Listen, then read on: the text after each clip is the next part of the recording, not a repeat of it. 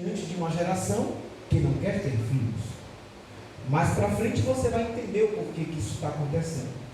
Também estamos diante de uma geração que está valorizando cada vez mais a aparência do que a essência. Aparência é aquilo que parece, o próprio nome já diz. Aquilo que tem vigor na beleza de fora e não na beleza de dentro. Jesus chamou isso de hipócritas e deu outro nome ainda. Vocês são tudo sepulcros. São bonitos por fora, mas são podres por dentro.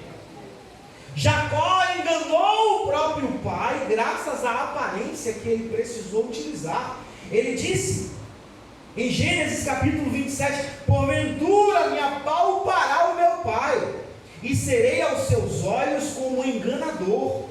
Assim trarei sobre mim maldição e não bênção, graças à aparência. Porque o seu pai já não tinha mais vista e iria tocar nele, e a aparência seria a aparência de um filho que não era o verdadeiro, mas era o filho mentiroso. Então nós estamos diante de uma sociedade que tem valorizado mais a aparência de ser um bom marido, mas não é, a aparência de ser uma boa esposa, mas não é, a aparência de ser um bom líder, mas não é, a aparência de ser um crente, mas de crente não tem nada. Meu Deus. Eu vou falar, irmãos. Talvez hoje, no culto de doutrina, os irmãos comecem a conhecer mais quem é o presbítero Luiz. Eu falo Bíblia, tá? Em primeiro lugar, o texto que nós lemos é um texto que é também chamado de Cânticos de Romagem. Naquele tempo, na caminhada até Sião, o povo cantava este salmo. E este salmo fala de um povo que está falando exatamente da família. Só que o salmo, embora seja conhecido como o salmo da família, ele não começa falando de família. Se você está com a Bíblia aberta, você vai perceber. O versículo de número 1 diz: bem-aventurado aquele que teme ao Senhor e anda nos seus. Onde é que está a família nesse versículo, irmão Aguinaldo? Não existe família nesse versículo. Aí você pergunta: por que, irmão Luiz, não tem família no versículo 1? Porque o versículo 1 não está falando de família. O versículo 1 está falando de um indivíduo, de uma pessoa que ainda não casou. Então esta pessoa aqui do versículo 1, ela não casou ainda. Ela ainda vai casar. Então antes de casar, existem algumas coisas que precisam ser feitas. E o próprio versículo diz: bem-aventurado aquele que teme ao Senhor e anda nos seus caminhos. Porque se ele teme ao Senhor e anda nos caminhos do Senhor, o que é que vai acontecer? Vai comer do fruto do próprio trabalho. É o que está no texto. Comerás do fruto do seu trabalho. Feliz será e te irá bem. Ou seja, será uma pessoa que é independente, trabalha, vive bem e por isso está pronto para casar. A gente vive numa sociedade, irmã Priscila, onde a maioria das pessoas dizem que são bem resolvidas, quando na verdade elas não são bem resolvidas em nada. Por quê? Porque elas querem parecer que são aquilo que elas não são. Em nome de quê? Em nome de ter uma vida invejável. Todo mundo quer parecer ser feliz, quando a maioria não é intimamente feliz. Por quê? Porque não está cumprindo o que o versículo 1 desse salmo está dizendo. O que significa um indivíduo? A palavra indivíduo significa indivisível, aquele que não pode ser dividido. Ou seja, a pessoa que é solteira, ela não se divide com ninguém ainda. Por quê? Porque ela está em processo de amadurecimento. Enquanto você é solteiro, você não está preparado ainda para casar, porque você ainda é um ser indivisível. Ou seja, antes de casar, você precisa ter propósito de vida, saber o que quer e onde quer chegar, e ter definido qual caminho você vai trilhar. É exatamente porque muita gente não está cumprindo essa parte, irmã Nádia, porque muita gente está fazendo escolhas equivocadas no casamento e está casando na hora errada com a pessoa errada. Muita gente vivendo no mundo de Alice no País das Maravilhas. Luiz, Alice no País das Maravilhas. Alice estava perdida, irmão Guinaldo. E no conto ela encontra o gato em cima da árvore. E ela está chorando e ela diz assim: eu preciso de ajuda. E o gato diz: eu sou o mestre gato, eu posso te ajudar. Ela diz: por favor, eu estou perdida, me ajude. Me diz qual desses caminhos eu devo escolher. Tem vários. E o mestre gato disse: escolha, me diga onde você quer ir, que eu vou te dizer qual caminho desses você deve pegar. E ela disse: eu não sei, eu estou perdida. Ele disse: então escolha qualquer um. Porque para quem está perdido, qualquer caminho, tem gente que não tem propósito. Então, se não tem propósito, não sabe nem onde quer chegar, nem como vai começar e nem qual é o projeto que vai trilhar. Vai se casar como? A chance desse casamento chegar ao fracasso é imensa. E depois quer botar culpa em quem? Vai falar aquela frase: onde foi que eu errei? Por quê?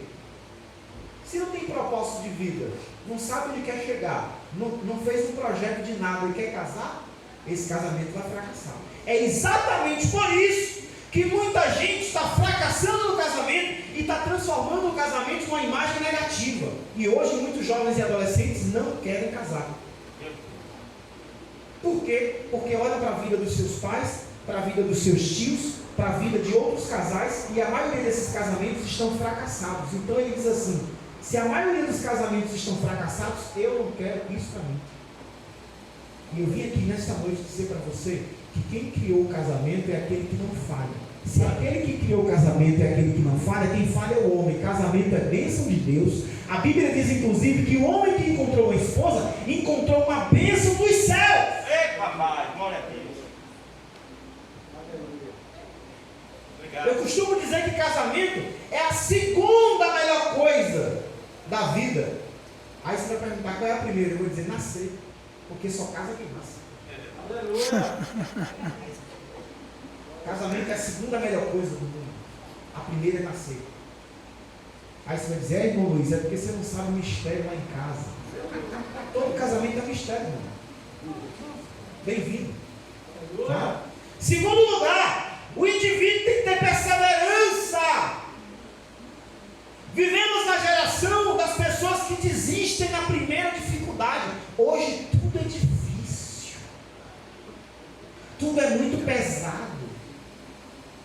Há anos atrás, um jovem de 18 anos, irmão Aguinaldo, trabalhava, cuidava de família e ainda estudava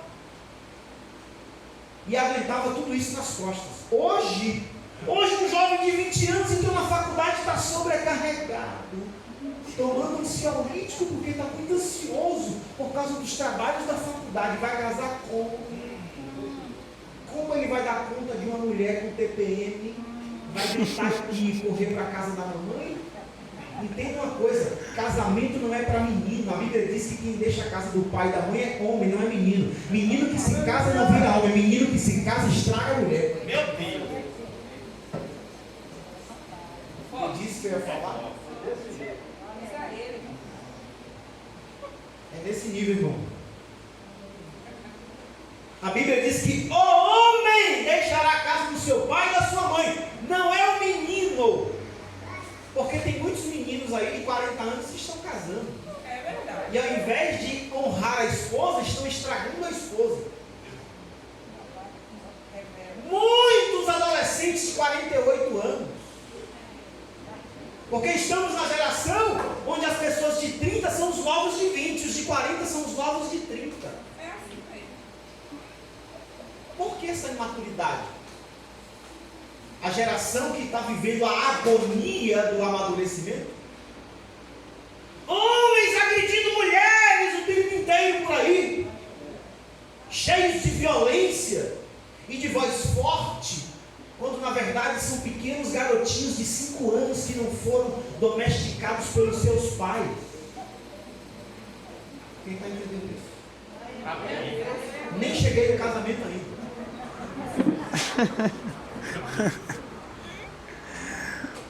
Tem que ter perseverança. Como é que esse rapaz, indivíduo que não casou ainda, solteiro, vai virar um sacerdote se ele não está sendo preparado pelos pais para isso? Um dia um jovem virou para mim e falou: Luiz, lá em Joel 2,28 diz que os jovens teriam visões. Por que tem tanto congresso no Brasil de jovens e lotam os ginásios com 10, 15, 20 mil jovens cheios do Espírito Santo? E onde está a visão desses jovens, conforme disse Joel 2,28? Ele me perguntou: por que não tem? Aí eu virei para ele e disse assim: vamos para a Bíblia.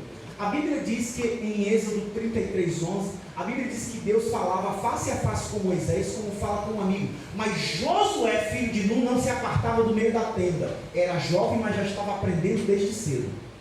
A Bíblia também diz que Daniel, quando foi levado para a Babilônia, foi levado para servir e ainda era jovem. A Bíblia também diz em Samuel, 1 Samuel, que quando o profeta Samuel foi ungir o novo rei de Israel, a Bíblia diz que Davi estava em casa. Não, estava apacentando ovelhas. Ele era o mais novo, mas já estava aprendendo desde cedo. A Bíblia também diz em Atos capítulo 16, que Timóteo dava bom exemplo sendo jovem, e por isso foi chamado para o ministério como Paulo. Eu virei para ele e disse: o que esses jovens têm em comum?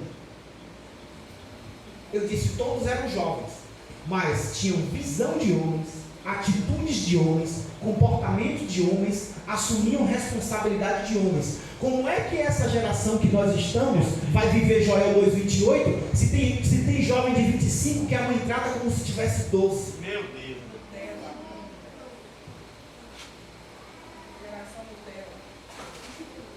Está muito pesado?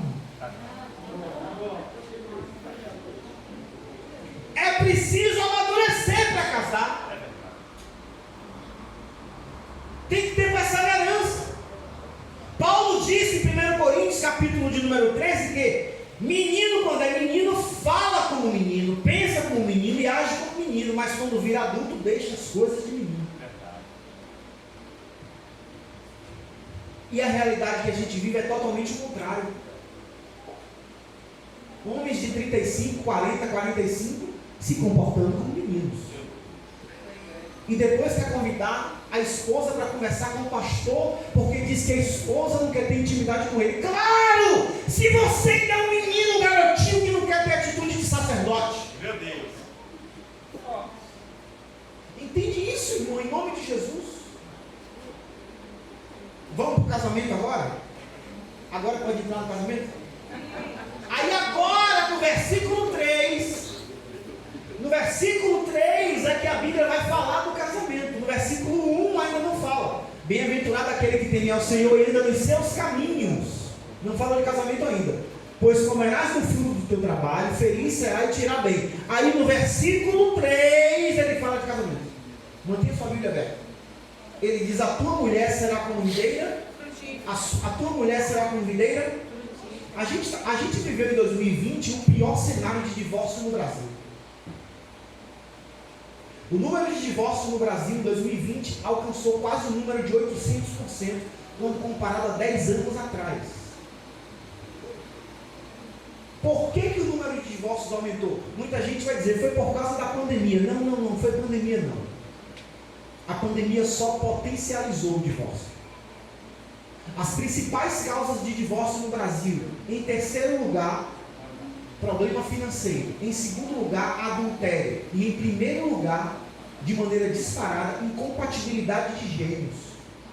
Sabe o que é isso? É aquele tipo de gente, como a gente falou na EBD hoje de manhã, é a ovelha gorda e forte. É aquele tipo de gente que bate no peito e diz assim: eu nasci assim, eu cresci assim, vou morrer assim e não vou mudar. Quem quiser me aceitar vai ter que me aceitar como eu sou. Você pode estar na presença de qualquer pessoa, menos na presença do Espírito Santo, porque é aquele que te chamou, é aquele que te transforma, mas para isso você precisa abrir a porta. Senão você é um verdadeiro nécio que vai se fartar dos próprios conselhos, como está escrito em Provérbios 1:31. É Bíblia. Aqui a gente vem pregar Bíblia, não é o que a gente acha, é o que está escrito.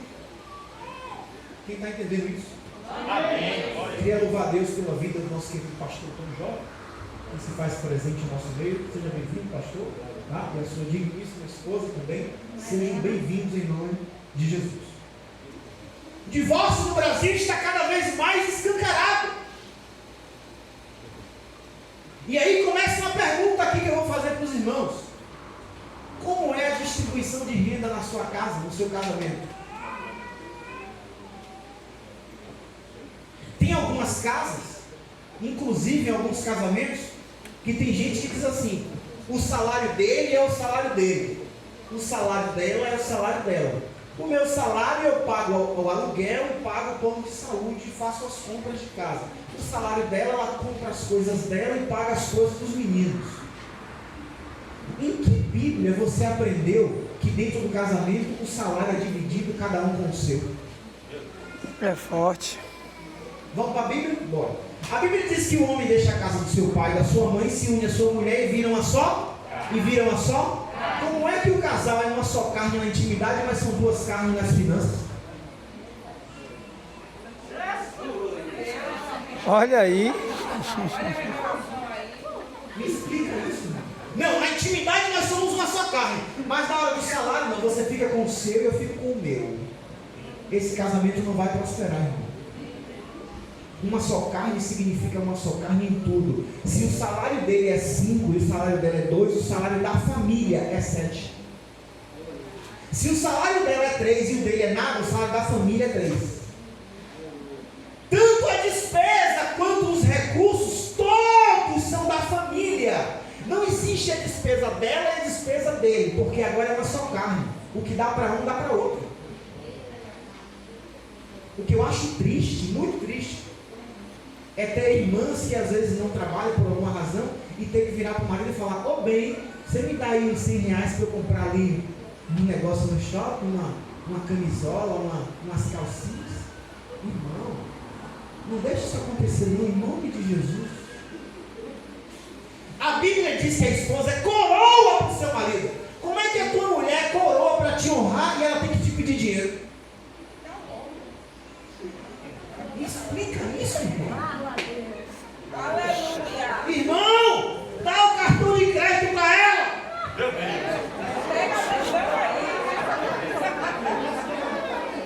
Aí tem gente que vai dizer assim: como, irmão Luiz, se eu der o cartão ela vai estourar todo. Aí eu pego a pergunta e faço assim: quem é que administra as finanças na sua casa? Seu marido ou você? Ah não, irmão Luiz, a Bíblia diz que o marido é o cabeça. Então se ele é o cabeça, ele que administra as finanças. Me prove na Bíblia dizendo isso, que é o marido que tem que administrar as finanças. Se a Bíblia diz em Provérbios 31 que a mulher virtuosa é quem vem a propriedade adquire, então ela sabe administrar, se não. Opa! Então na verdade quem tem que administrar não é nem o homem nem a mulher, é quem tem mais habilidade. Assim como tem mulheres que sabem gerir, tem homens que sabem, assim como tem uns que não sabem. Dentro do casamento, gere as finanças quem tem habilidade para isso. Só verdade. Quem está entendendo? Está só começando, irmão, viu?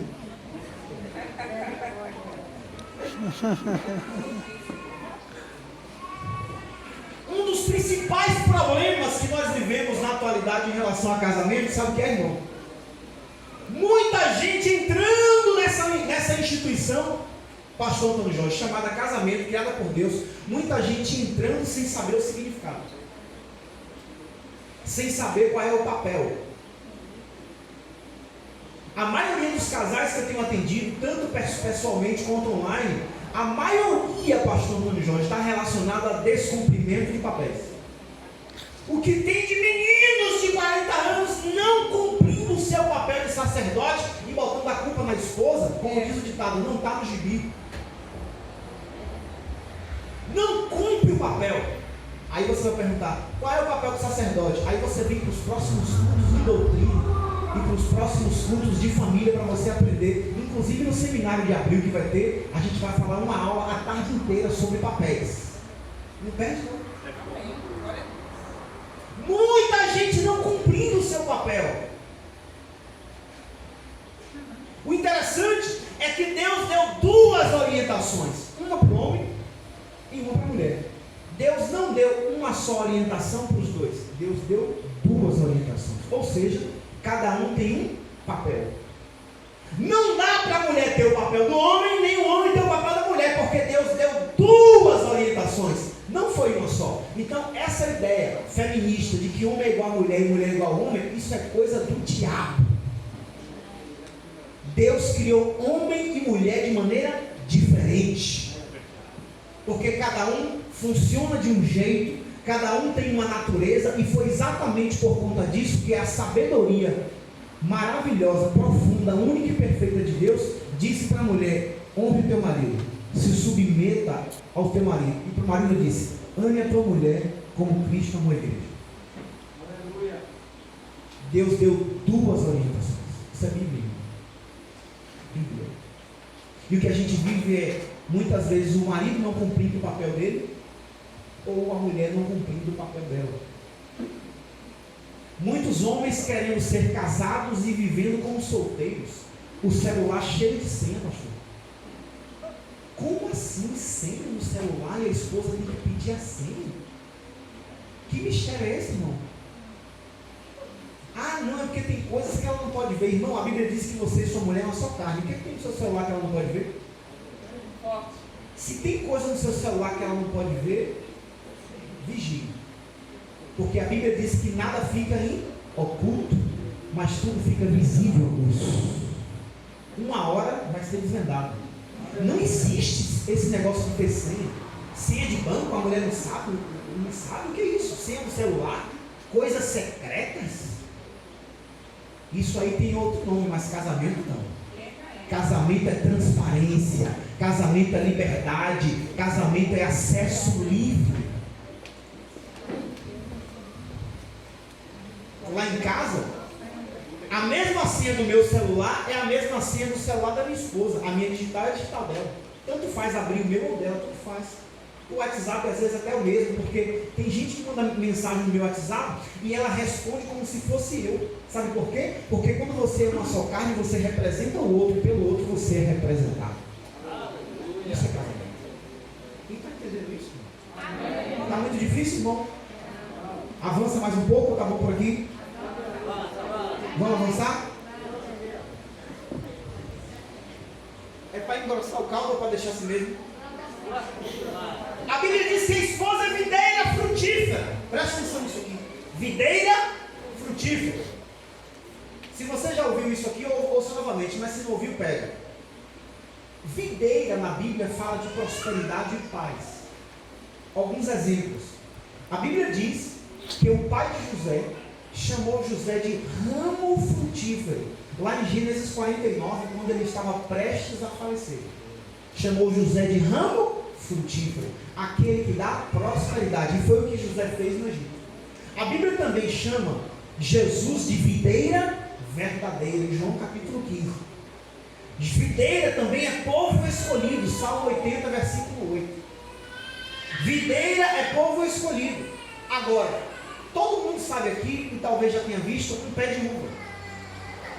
Um pé de uva. O tronco do pé de uva se parece com o tronco de um pé de mangueira, é verdade? Não. Um pé de mangueira é muito mais o quê? Mais robusto, mais grosso. Como é um pé de uva? Ele parece mais um arbusto. Um pé de uva, se nós plantarmos ele no meio do arraial, ele cresce? Ele consegue ir até a altura? Consegue? Porque a gente precisa botar o quê? Do lado dele? Alguns gravetos para sustentar. Sim ou não? Tem gente que já está entendendo, presta atenção. A Bíblia chama a esposa de videira frutífera, ou seja, a mulher que Deus escolheu para você é videira frutífera. Sabe por quê? Porque ela é um ramo que vai frutificar, vai ser próspero, mas para isso ela precisa ser amparada, sustentada e apoiada. Glória a Deus. A pergunta é, como é que você tem apoiado e sustentado a sua esposa? Se ela é videira frutífera, videira não cresce sem apoio, ela precisa de uma sustentação. Meu Deus. Qual é a sustentação espiritual, principalmente, que você tem ofertado na sua casa? Qual é a sustentação emocional que você tem carregado nos ombros? Porque é papel do sacerdote carregar nos ombros o peso emocional que a esposa sofre. Se você não ouviu isso, está vendo? Quem encontra uma esposa acha o bem, alcança a benevolência do Senhor. Provérbios 18, 22. Como é que a tua esposa é videira frutífera, é coroa para a tua cabeça e você fica gritando dentro de casa? Meu Deus. Dando tapa na mesa? Que isso, irmão? Eu sei que não tem ninguém que faz isso aqui. Irmão Luiz, por que você está pregando para você repregar para alguém que faz? Para você postar nas suas redes sociais um texto falando assim: como é que a sua esposa é videira frutífera e você grita com ela?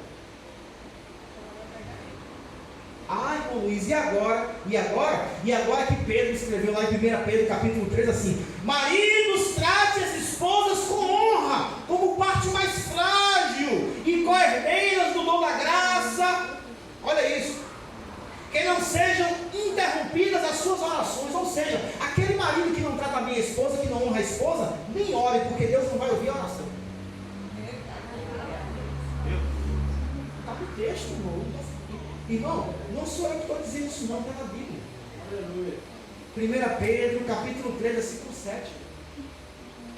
A pregação aqui é na Bíblia. Não sou eu que acho isso. Foi Deus que quis achar assim. Quem está entendendo? Amém. Gritos em casa, opressão. Fazer da esposa um objeto. Não, porque a Bíblia diz que você tem que me satisfazer. Que é isso? Você é um animal? Eu falo assim, irmãos. Cuide da sua esposa. A Bíblia diz que o homem que ama a esposa cuida do corpo dela como cuida do seu corpo. Aleluia. Porque ninguém maltrata o seu próprio corpo. É o que Paulo disse em Efésios capítulo 5. Antes de ter intimidade com a sua esposa, busque saber como é que foi o dia dela. Ouça mais a sua esposa. Abrace mais a sua esposa. Elogie mais a sua esposa. Entenda mais quais são as demandas emocionais que ela está vivendo nesse momento. Seja verdadeiramente um sacerdote que suporta nos ombros o peso emocional. Se você não elogia a sua esposa, vai ter que elogiar. Sabe por quê? Porque a Bíblia diz que a alma farta pisa favos de mel, mas para a alma faminta todo amargo é doce. Eu comecei a atender um casal há uns 2 meses atrás, crentes, pastores de um campo aqui na Bahia. E simplesmente a esposa marcou um encontro com uma pessoa e cometeu adultério. Por quê? Primeiro, o sacerdote não estava cumprindo o papel de sacerdote. Segundo, não estava cumprindo o papel de marido. Terceiro, não elogiava em nada, não falava em nada, não estava a par e se envolvendo com as demandas da esposa. Isso justifica o adultério? Claro que não. Nada justifica o adultério. Mas a Bíblia diz que a alma farta pisa favos de mel. Quando você está saciado, você quer comer mais alguma coisa? Não. Se o pastor Antônio Jorge fizer um churrasco na casa dele e chamar você, mas na hora que ele te chamar, você tiver acabado de sair da minha casa e comer uma feijoada, você vai querer comer churrasco? Só quem vive glutonaria vai querer, né, pastor? Mas para quem não vive, não vai querer, porque vai estar o quê? Saciado. O que a Bíblia está dizendo é isso, irmão. A gente tem que vigiar. O espírito está pronto, mas a carne... O problema é que tem gente querendo ser santo demais, dizendo que a carne também está forte. Se a Bíblia diz que não está, é você que vai dizer que a carne está forte? Não. Aleluia! Só tem mais 10 minutos. Bora lá? Vamos falar de família agora e de filhos. Aí, no versículo de número 3, ele também diz, ó: a tua mulher será como videira frutífera aos lados da tua casa, e os teus filhos como plantas de oliveira à roda da tua mesa. Olha só, o texto chama a esposa de pé de uva e chama os filhos de pé de oliveira, pé de azeite, pé de azeitona. Olha só, a Bíblia chama a esposa de pé de uva e chama os filhos de pé de azeitona. Vamos entender isso aqui. A Bíblia diz que os filhos são brotos de oliveira. O que são brotos? São pequenos pezinhos de azeitona.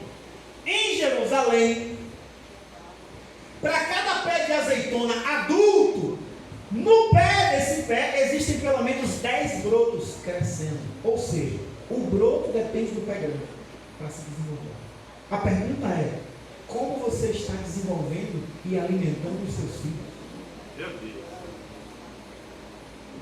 Ah, irmão Luiz, não, eles comem muito refrigerante, comem muita coisa, comem feijoada. Não, eu não perguntei do alimento fisiológico, eu perguntei do alimento emocional e espiritual. A Bíblia chama os filhos também de flechas. A Bíblia manda os filhos obedecer aos pais e honrar os pais. Só que entenda uma coisa, a obediência depende do exemplo. A obediência depende do... O próprio Jesus disse, o filho não faz o que quer, o filho faz o que vê o pai fazer. Está na Bíblia. O filho não faz o que quer, o filho faz o que vê o pai fazer. Se Jesus disse isso, o que é que eu vou dizer, irmão? A gente precisa dar exemplo para os nossos filhos. Aleluia. Chega do amor, aceita tudo. Ah, irmão Luiz, mas lá Paulo disse que o amor tudo suporta, que o amor tudo crê. A Bíblia diz, de fato, Paulo disse. Só que a Bíblia diz também, Paulo diz assim, o amor não age inconvenientemente. Agir inconvenientemente significa agir sem propósito.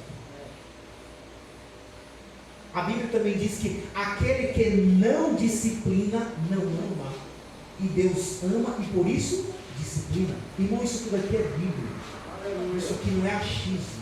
É Bíblia que a gente precisa aprender para que de fato a nossa família esteja aos pés do Senhor. Como você tem alimentado os seus filhos?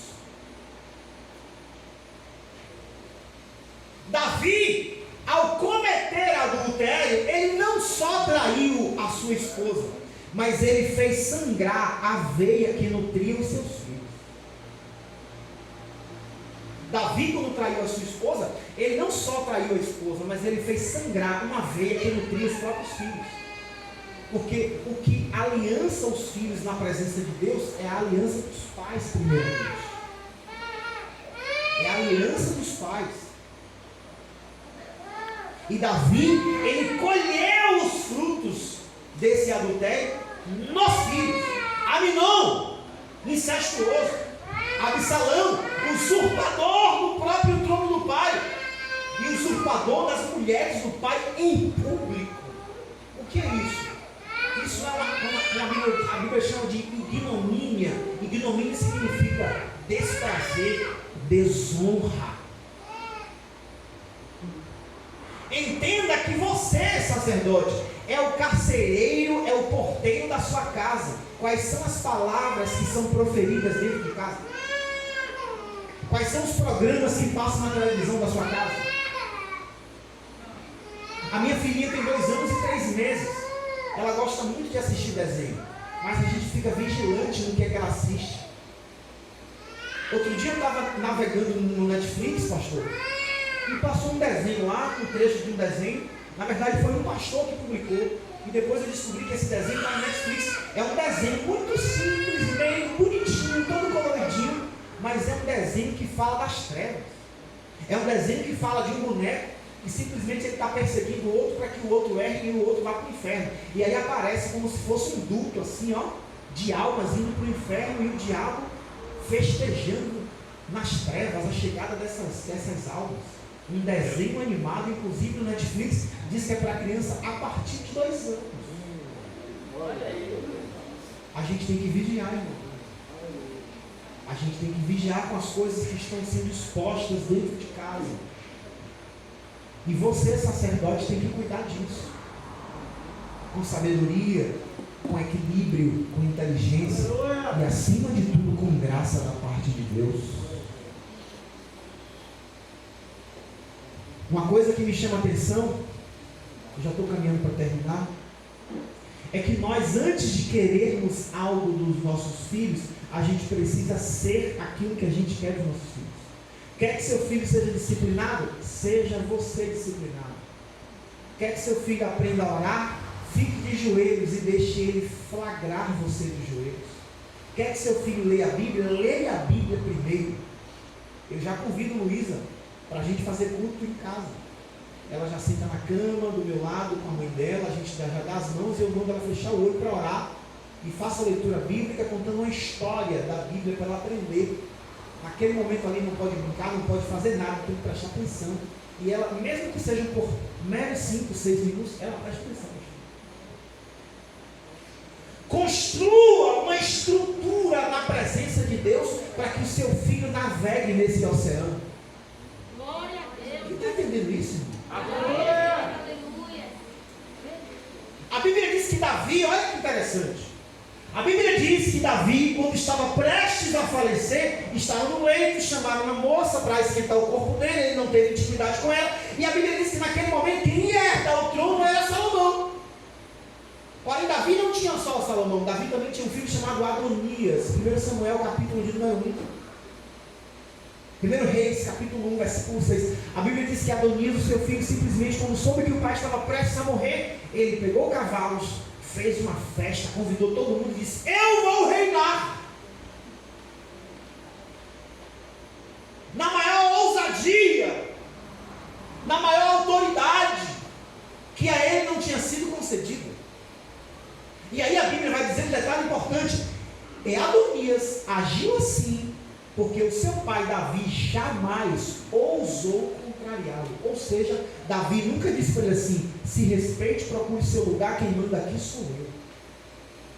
Então o filho achou que podia fazer o que queria, porque dentro da casa de Davi não tinha ordem. Embora Davi seja um homem segundo o coração de Deus, ele não foi um bom pai. Quem está entendendo isso? Eli honrou mais os filhos do que Deus. Está no texto, irmão. Está no texto. 1 Samuel, capítulo 2, versículo 29. A Bíblia diz assim, Deus dizendo: e ele honrou mais os seus próprios filhos, que prevaricaram no altar mais do que a mim. A Bíblia diz que aquele que ama mais o seu filho do que a Deus não é digno da presença de Deus. Eu falo sempre, filho é bênção, é herança do Senhor, mas a gente tem que colocar filho no lugar de filho e Deus no lugar de Deus. Não queira idolatrar o seu filho. Glória a Deus. Seu filho é lindo, maravilhoso, mas o seu filho é o seu filho, é um mortal, é uma herança do Senhor. Não queira idolatrar o seu filho. Quando Abraão idolatrou Isaac, o que foi que Deus disse? Me dá Isaac. Bora, me dá. Passa a faca nele agora. Foi assim ou não foi, irmão? Foi. Então trate os seus filhos como flechas. Nos próximos cultos você vai ouvir um pouco mais sobre isso. Vai ter o seminário também de casais. Na quarta ou na quinta aula eu vou falar sobre a relação com os filhos. Tá? Entenda uma coisa, irmão, para a gente finalizar. Uma das outras coisas que mais prejudica a família é a relação com a família de origem.